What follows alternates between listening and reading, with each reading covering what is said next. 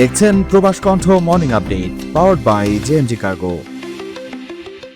মালয়েশিয়ার ইমিগ্রেশন বিভাগ চলতি বছরের 1 জানুয়ারি থেকে 15 মে পর্যন্ত দেশ জুড়ে পরিচালিত 4,785টি অভিযানে বিভিন্ন অপরাধে 16,681 জন অভিবাসীকে আটক করেছে।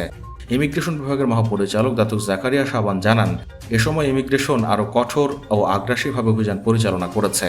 অভিযানে মোট 69,406 জনকে তল্লাশি ও যাচাই করা হয়। তিনি বলেন, এই তথ্য প্রমাণ করে নিয়ম লঙ্ঘন, অপব্যবহার কিংবা ইমিগ্রেশন আইন ভঙ্গের বিষয়ে ইমিগ্রেশন কোনো ধরনের আপোষ করে না।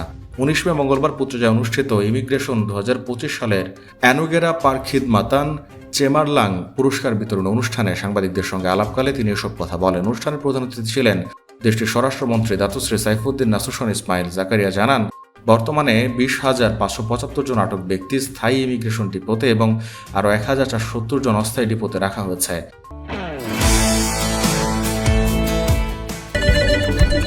জি, আপনার শিপমেন্ট কল পাঠানো হবে। 5 থেকে 7 দিনের মধ্যে ডেলিভারি। গ্রাহকের প্রত্যেকটি পণ্যের নিরাপত্তা নিশ্চিত করা। প্রতি সপ্তাহে শিপমেন্ট। বাংলাদেশের সব জেলায় delivery service. JMG cargo and logistics Malaysia 95 Jalan Tun H S Lee city centre, Kotaraya RHB bank ও মে ব্যাংকের পাশে। বিস্তারিত জানতে ও বুকিং দিতে হোয়াটসঅ্যাপ করুন। তাদের কাগজপত্র যাচাই ও আইনানুগ প্রক্রিয়া শেষে পরবর্তী ব্যবস্থা নেওয়া হবে। তিনি আরও জানান, 14 মে পর্যন্ত মোট 19,700 জনকে নিজ নিজ দেশে ফেরত পাঠানো হয়েছে। এর মধ্যে সবচেয়ে বেশি ফেরত পাঠানো হয়েছে ইন্দোনেশিয়ার 7,934 জন নাগরিককে। এরপর রয়েছে মিয়ানমারের 4,005 জন, বাংলাদেশের 2,453 জন, ফিলিপাইনের 1,825 জন এবং থাইল্যান্ডের 1,008 জন নাগরিক।